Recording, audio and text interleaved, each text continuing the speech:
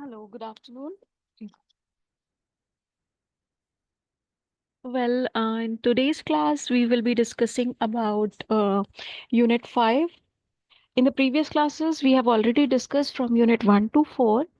Today, we'll be starting Unit 5 and try to cover as much as we could. So, in Unit 5, we will be discussing about the objectives, that is the goals of directors, then introduction about the role of director, and how directors are appointed, their qualifications, also the disqualifications of director. So, starting with the very first thing, that is the objectives, that is the goals of director. What are those? So, as we all know that director play a crucial role in a company by selling its direction and ensuring it's operate effectively, right? So their main goals are making strategic decisions. That is the first goal, to make strategic decision. So that is director plan what the company should focus on, such as entering a new market or launching a new product. Also, uh, they may decide how resources could be like money, time, or people will be used, right? Let's say, for example, a clothing company decide to start selling online. Huh. So directors will plan the budget, they will hire web developers and decide on marketing strategies, right? To start selling the products. So this is how their role is being defined, right? That is making strategic decisions. Coming to the next one, that is following laws and rules. Well, directors ensure the company follow all rules, like filing tax returns and submitting reports to the government, right? So this is how they follow rules and laws.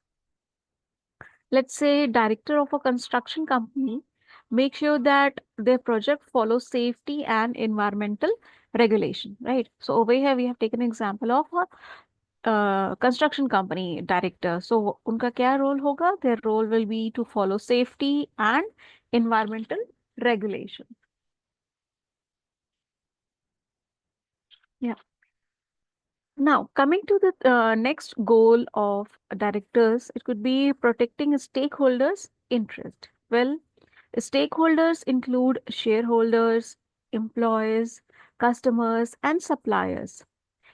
And a director make decisions to benefit all of them, everybody, right? So whoever the stakeholders are there, they protect their interest. Who? The director. Well, let's say a director ensure employees get fair wages and shareholders receive good returns on their investment. So this is how they take care of their stakeholders. Okay.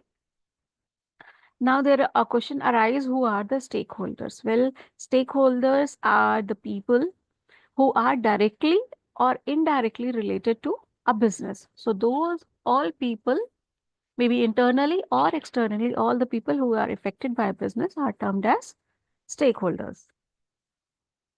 Now, coming to the next goal or you can say objective is managing risk. Well, every business faces risk. We all know. It could be like financial losses or legal troubles. Director assess these risks and find ways to reduce them. So, what do? These directors, they assess, they analyze what kind of risk are there, and then what do? They find out the ways to reduce them or how to deal with them. So, if a company import material from another company, let's say, directors may hedge currency risk to prevent losses from exchange rate changes. Okay, so that is how the next role is defined, that is managing risk. Now coming to the next objective, it is monitoring and evaluating performance. Well, directors regularly check if the company is meeting its goal and making profits. if something is wrong, then they also suggest solutions for them. And example would be, if sales are low, the director may advise on improving customer service or offering discounts. Okay, so these are, you can say, the objectives or goals of a director.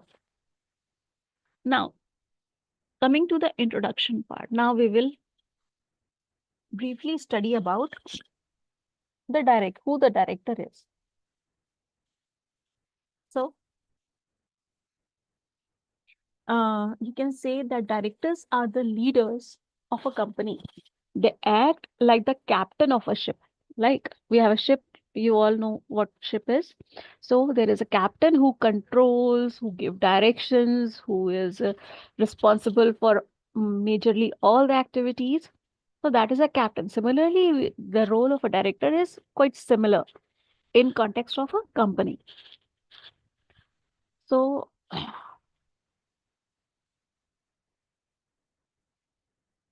that is how a director is being defined. So, who are the directors? Now, the next question arises. So, directors are the individuals appointed to manage and make decisions for the company.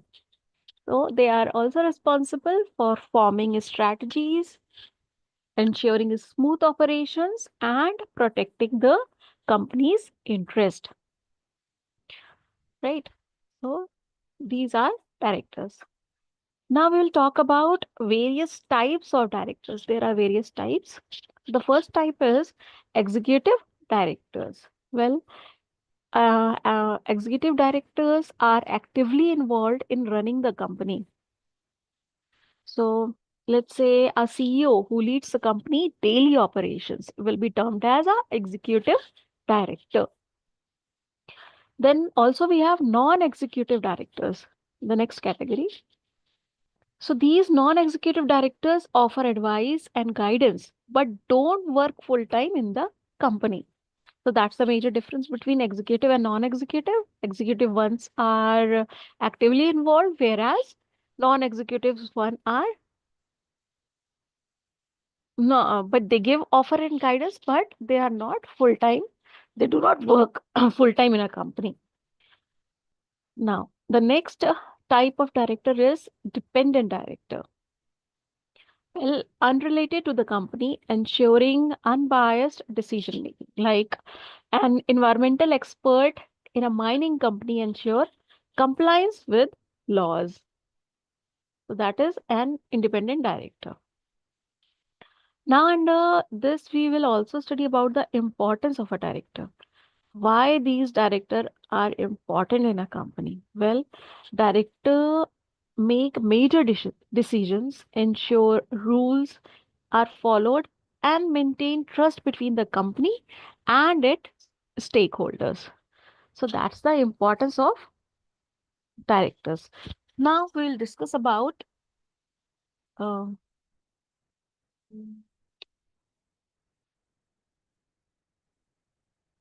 appointment of directors. The next topic.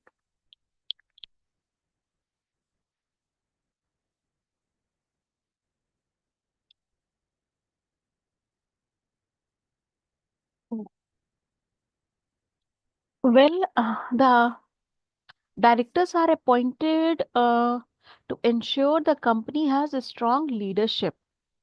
Well, now we'll discuss about how directors are appointed. So the very first thing is during company formation. When the company has been formed, directors are also appointed at that time. So founders of the company appoint the first director. So whoever is the founder, they will appoint a director to that company during the formation of that company. Next is by shareholders. Well, shareholders vote in general meeting to elect directors. Next one is by the board. So if a director leaves or there is a vacancy, the board can appoint someone temporarily. So temporarily, directors are appointed by the board. Next is by the government. Well, in special cases like mismanagement, a government authority can appoint directors as well. So this is how appointment of directors is done. That is by during company formation, by shareholders, by the board, and by the government. Okay. Also, we'll discuss about uh, the criteria for appointment.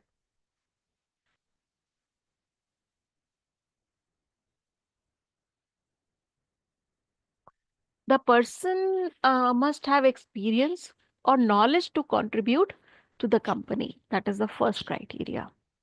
Also, they must meet legal requirement like having no criminal background as well. So that is the criteria for appointing a director. Let's say a retail company appoints a marketing expert as a director to help increase sales through new advertising strategies. Okay. Next, we'll discuss about qualification of directors. So, to ensure directors can perform their duties, they must meet certain qualifications. These qualifications are categorized in four categories. So, the first category is basic requirement. Well, uh, director has to be a person, a human being. So, another company cannot be a director. It has to be a person. It must be a person, the very first basic requirement. Then must have a director identification number. We have this also known as DIN, director identification number. In India, we have this DIN number. So the person whosoever is getting appointed as director, they must possess or have DIN number. Next is should not be involved in illegal activities or fraud. So in the first category, these are the basic three requirements. Next one, under qualification of directors, we have professional expertise. Well, directors should have knowledge and experience in areas like finance, marketing, operations, or laws. Let's say a finance company may appoint a director with experience in banking to handle investment wisely. Okay, so that is the second category, professional expertise. Now, the next category is independent directors. Let's see what it is. Well, independent directors should not have personal or financial ties to the company. They are often expert in governance or specific industries. Like you can say, a tech company appoints an IT security expert as an independent director to ensure data protection, right? So, this is how the third category is defined, that is independent directors. Next category we have uh, soft skills. Well, next requirement, right? That is soft skills. Well, directors should have good communication skills, leadership abilities, and a problem solving mindset as well. So these are the four categories under qualification of directors: the basic requirements, professional expertise, independent directors, and soft skills. Okay, I hope that's clear. Next one is disqualification of directors. Qualification we have learned. Now we'll discuss about disqualification of directors. Well, some individuals are legally, or you can say ethically, barred from becoming directors to protect the company's integrity. Now, on what basis these things are made? The very first one is common grounds for disqualification. We'll see. The first one is the criminal record. Well, if the person has been involved in fraud or serious crimes, so let's say a person convicted for financial fraud cannot be a director. That is criminal record. Other one under common grounds is bankruptcy. Well, a person declared bankrupt cannot be a director. If a person in past has been declared as bankrupt or he has declared himself as bankrupt, that person in future cannot become a director. Next is failure to meet obligation. Well, if a person failed to file reports or pay company debts in the past, for example, a director of a company that did not file tax returns for 3 years can be disqualified. Next reason, common ground for disqualification is conflict of interest. That is, if a person is involved in activities that compete with the company. So, in that case, that person cannot be a director of that company. So, these were the common grounds on which disqualification is being done. Now, we'll see why disqualification are important. Well, to prevent unethical or incompetent individual from leading companies. So disqualification is important there. Also, to ensure trust among shareholders, employees, and the public. So that is why disqualification are important. Next is a reappointment of disqualified directors. Well, in some cases, a disqualified director can be reappointed after clearing dues or penalties. So this is how reappointment of director can be done. Okay. Also, directors are essential for a company's success, I would say. They guide its growth, protect stakeholder interest, and ensure compliance with law. By appointing disqualified directors and avoiding disqualified ones, company can build a trustworthy and efficient leadership team. Let's say a startup hires a director with experience in growing small businesses. This helps them expand operations and attract investors and ensuring long-term success. So this was about Unit 5 directors. I hope I'm being clear here. Next unit which we are going to discuss here is Unit 6. That is position of directors. Give me a minute time. We will start this unit now.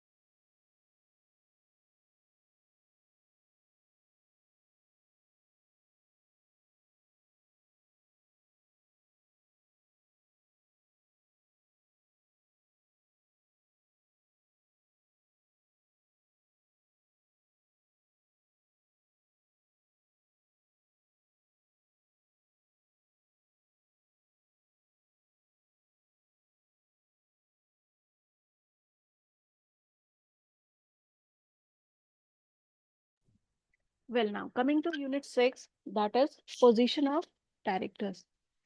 So under this unit, we will be discussing about the introduction to position of directors, then duties of a director, liabilities of director, removal of directors, loans to directors, vacation of office of directors, managerial remuneration of directors. So all those things we're going to discuss under Unit 6. So the coming to the very first one is introduction. Well, the role of directors within an organization is multifaceted, encompassing various responsibilities, liabilities, and governance mechanism. Directors are key decision makers, tasked with steering the organization towards its strategic goals while upholding legal and ethical standards. Their duty include responsibilities to act in the best interest of the company and its shareholders. However, With these responsibilities also come liabilities, as directors can be held accountable for breaches of duty or misconduct. The governance framework allow for the removal of director under specific circumstances, ensuring that organization can maintain effective leaderships. Additionally, regulations surrounding loans to director highlight the need for transparency and ethical conduct in financial dealings. The vacations of office provision outline the scenario under which a director may cease to serve, also ensuring that government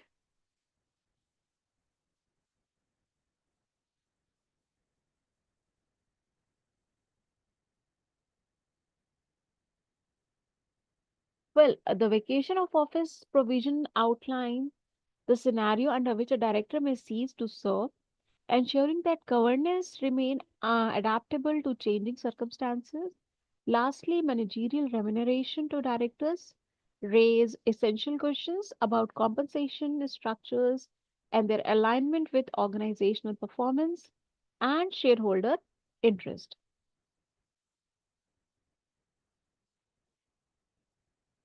So, we'll see about,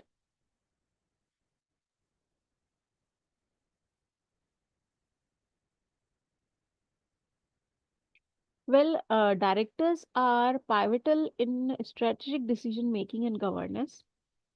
They have a legal obligation to act in the best interest of the company and its share stakeholders. Directors can be held liable for breaches of duty, emphasizing the importance of ethical conduct, removal process. They are established a procedure and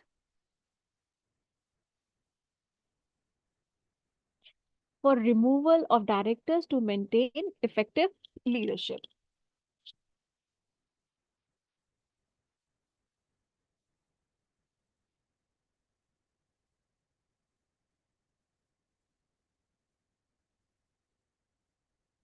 Uh, Now there are regulations that ensure transparency in financial transactions. They are involving directors. Also, clear guidelines dictate when a director may vacate their position. Also, we have discussion around managerial remuneration highlights the need for alignment with the company performance. Also, the governance framework within which a director operate is crucial for ensuring accountability and ethical behavior. Organization must establish clear policies and a structure to guide directors in their decision making processes. These framework not only protect the interest of the shareholders but also enhances the organization's reputation in the marketplace. As directors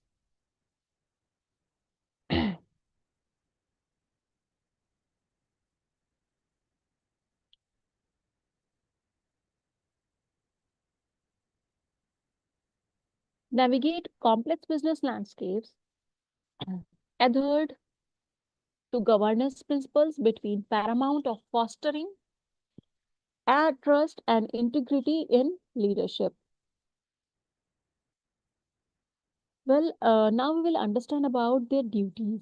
Okay, so directors are bound by fiduciary duties that require them to act loyally and in good faith.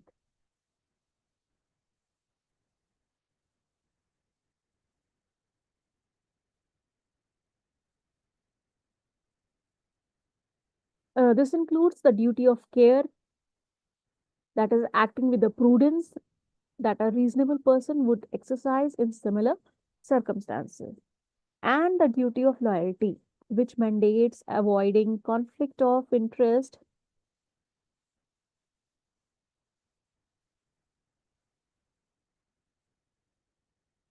Breaches of these duties can lead to severe consequences, including legal action and financial penalties. Organizations should provide training to directors to ensure that to ensure that they understand the obligations and the implication of failing to meet them. Okay.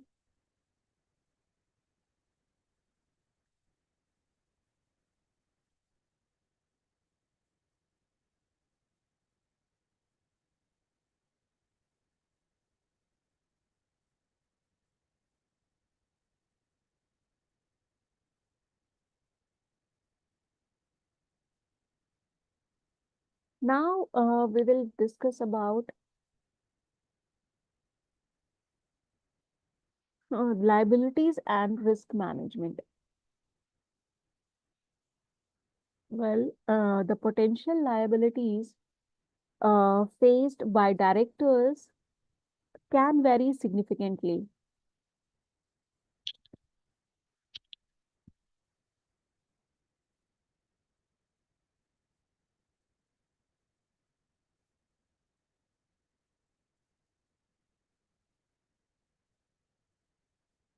Also, they are based on the nature of their actions and decisions. Directors can be held personally liable for act of, we can say, negligence, mismanagement, or fraud. To mitigate these risks, many organizations opt to secure directors and officers, that is D&O insurance, which provide financial protection against claim arising from wrongful acts. Understanding the scope of these liability is essential for directors to navigate their roles effectively while safeguarding their potential interest. Also, there is some removal mechanism, that is removal of directors. So, how this is done, we'll see. So, the ability to remove director is an essential aspect of corporate governance. It allows organization to respond swiftly to underperformance or misconduct. Typically, the process involves a vote for shareholders or a decision by the board, following specific legal and procedural guidelines. Also, maintaining a clear and fair removal process not only protect the organization but also ensure that directors are held accountable for their performance and conduct. Now, the next thing over here to discuss is regulation on loans to director. Well, loans to director are subject to stringent regulation to prevent conflict of interest and unethical behavior. These regulations often require disclosure of such loans and may impose limits in the amount that can be borrowed. Also, transparency in these financial dealings is crucial to maintain trust among shareholders and the public. Organization must establish robust policies to govern loans to directors, ensuring compliance with legal requirement and also ethical standards. So that is how a regulation on loans to director works. Next is vacation of office of directors. Well, the circumstance which a director may vacate their office often include resignation, removal, or disqualification. Well, clear guidelines help organization manage transition in leadership effectively. Understanding these provisions allow organizations to maintain continuity in governance and ensure that the board can respond to change without unnecessary disruptions. These adaptability is vital in a dynamic business environment where leadership needs may not evolve.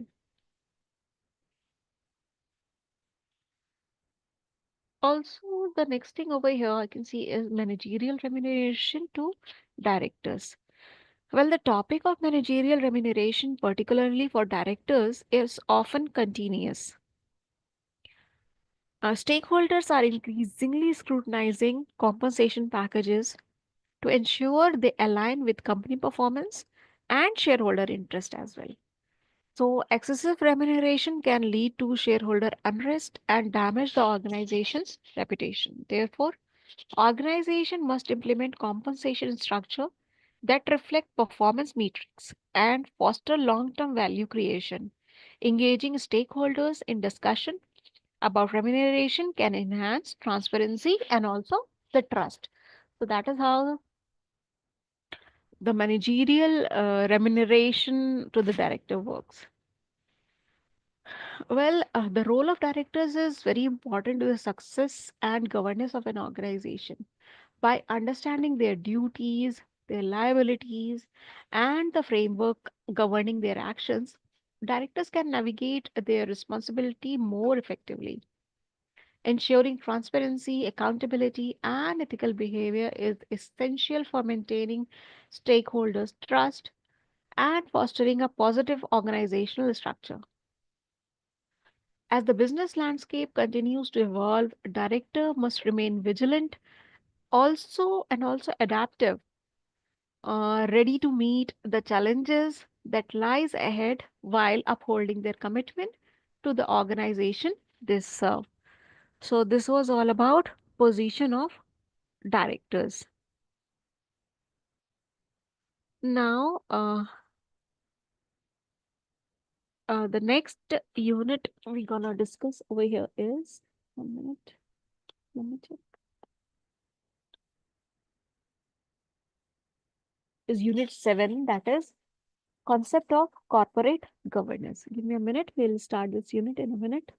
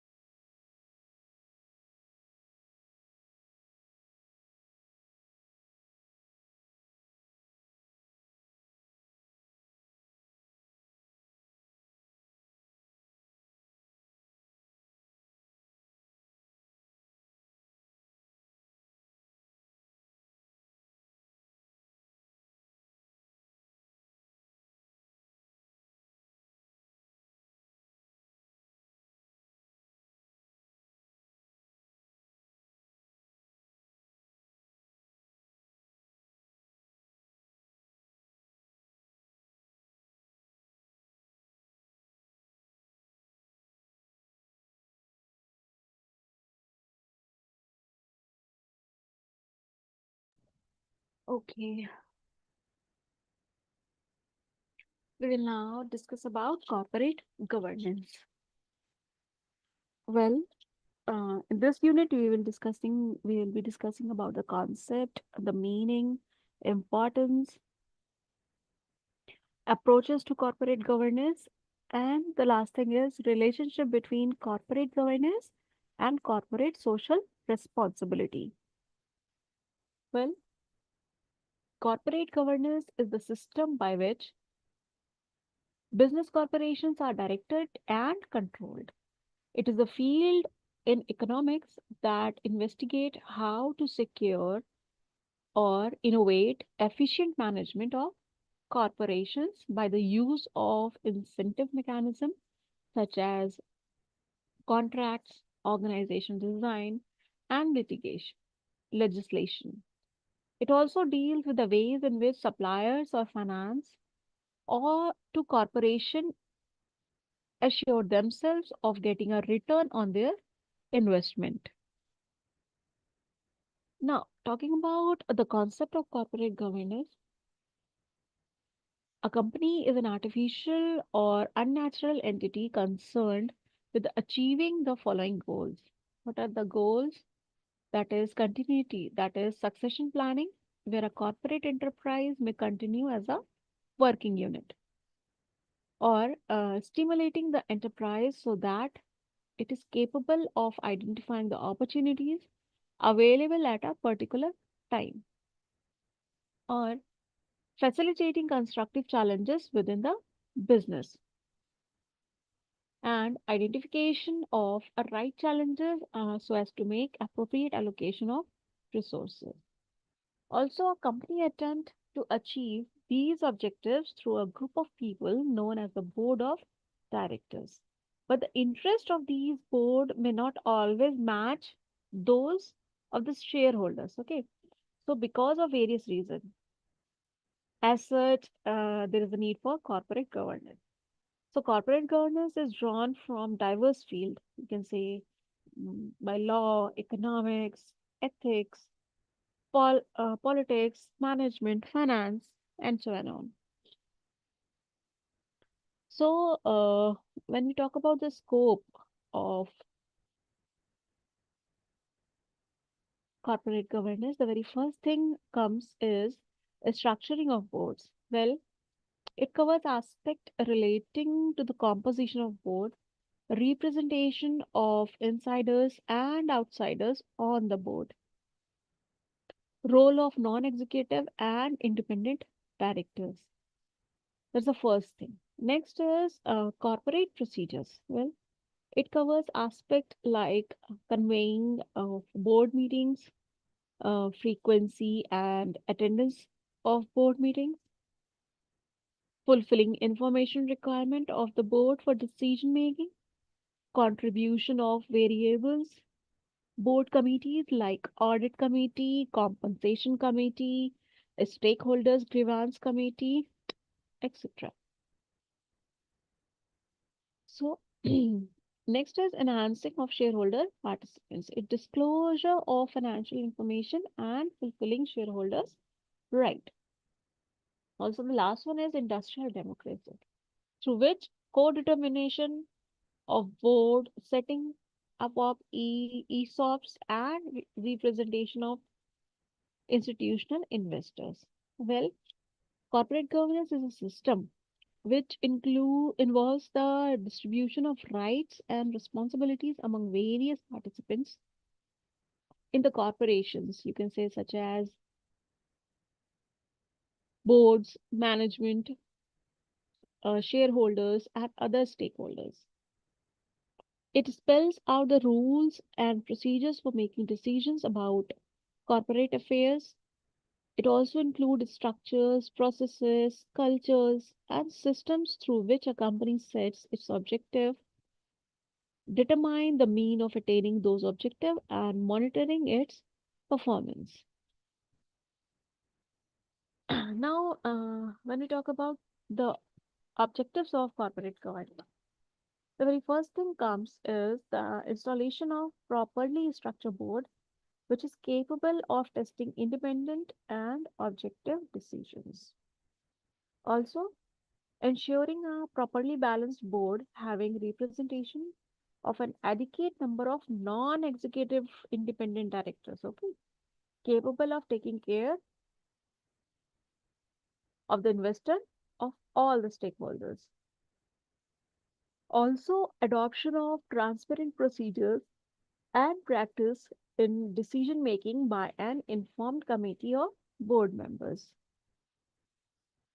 and effective and regular monitoring of management function by the board.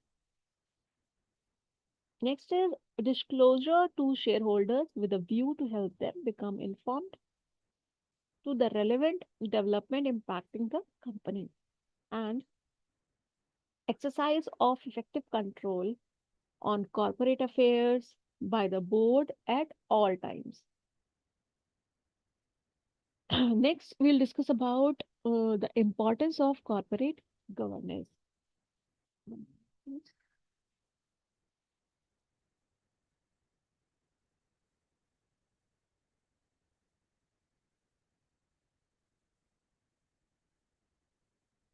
Well, uh, there are various importance, but I'll be listing very few out of them.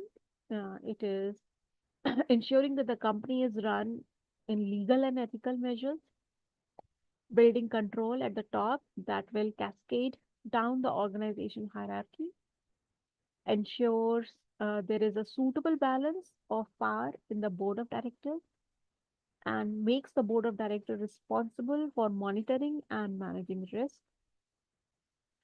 control the controllers by increasing the amount of reporting and disclosures to all stakeholders, and make the board of directors responsible for monitoring and managing risk. There is one more, that is increases the level of confidence and transparency in company activities for all the investors, and also it will promote growth. So that's the importance of corporate governance. Now we'll see check about certain approaches to corporate governance. Well, code of corporate governance has been developed in most countries where there is a stock exchange. The main reason for code of good corporate governance is to help and protect investors, because investors need reliable information about companies in order to decide whether to invest in shares or whether to sell them.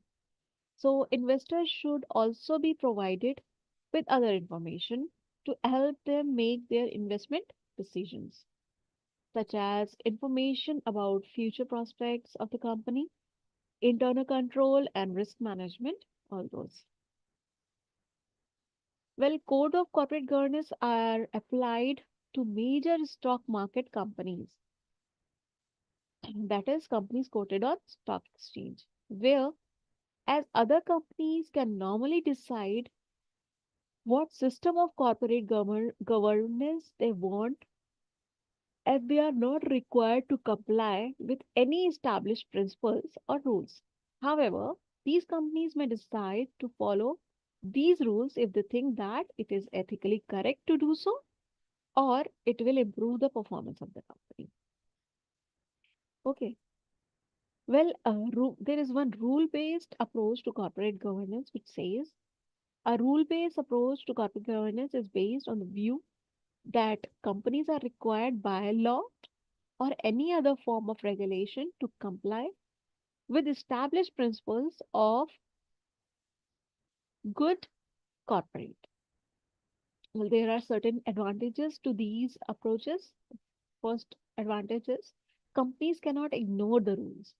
Also, the companies are required to meet the minimum standard of corporate governance. Also, investor confidence is the stock market may be increased if the stock market companies comply with recognized governance rules. Now, there are certain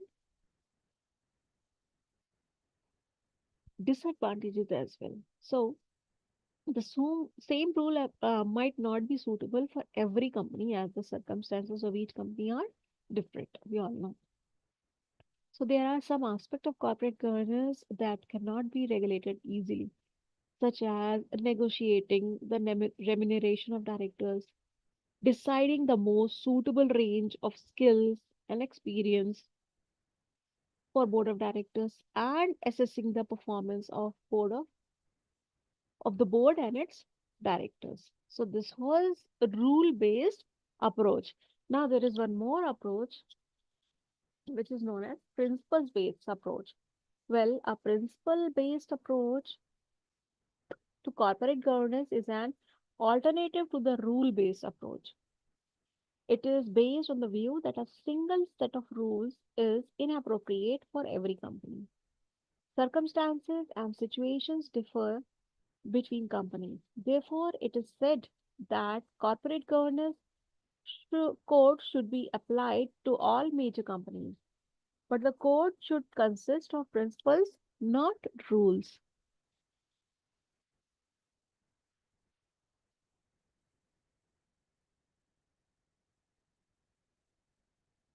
The principles should be applied by all the companies. Guidelines or provisions should be issued with the code to suggest how the principles should be applied in practice.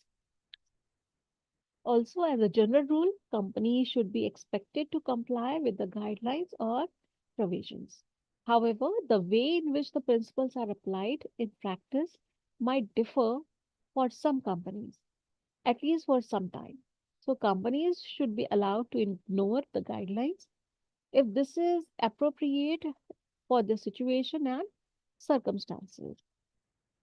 Also, when a company does not comply with the guidelines or provision of a code, it should report the fact to the shareholder and explain the reason for non compliance. Now, we will quickly check about the relationship between corporate governance and corporate social responsibility. What are the relationships? What is the difference between the two?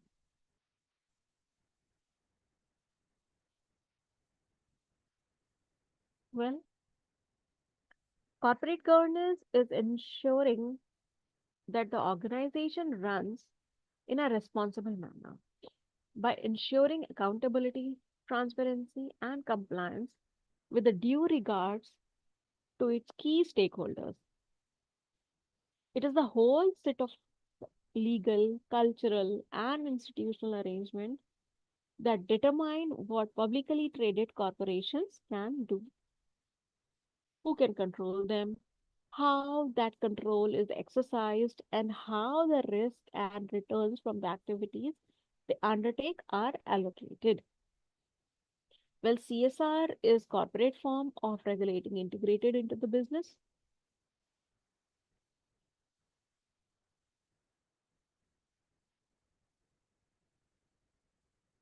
to create a positive impact on the stakeholders and environment.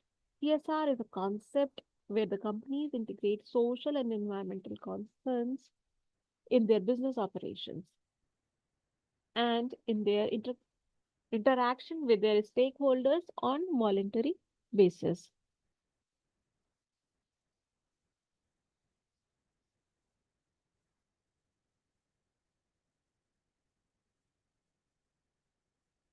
Now, let's check out certain dissimilarities between CSR and corporate governance.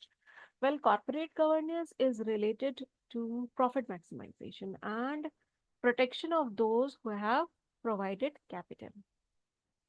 CSR, in contrast to profit maximization, because it suggests a set of actions beneficial for external stakeholders, may not be good for shareholders.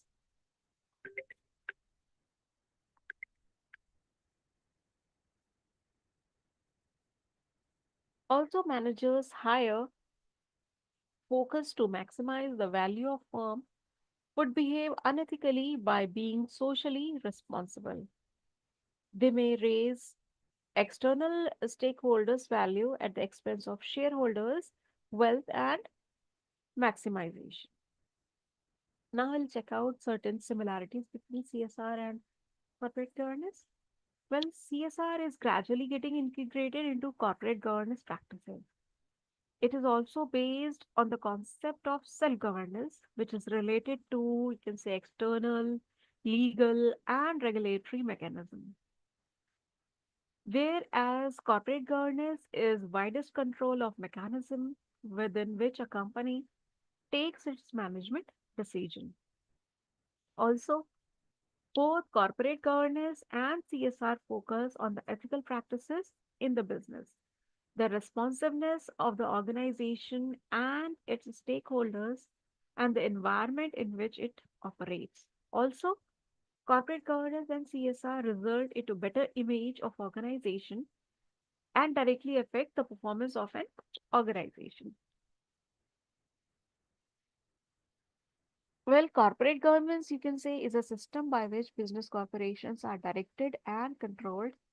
It is a field of economics that investigate how to secure, innovate, effective management of corporation by the contracts, organization design, and legislation.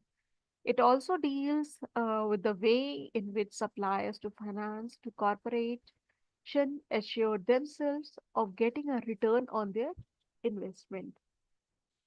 Well, code of corporate governance are applied to major stock market companies, whereas other companies can normally decide what system of corporate governance they want as They are not required to comply with any established principles or rules. However, companies may decide to follow the rules if they think that it is ethically correct and it will improve the performance of the company.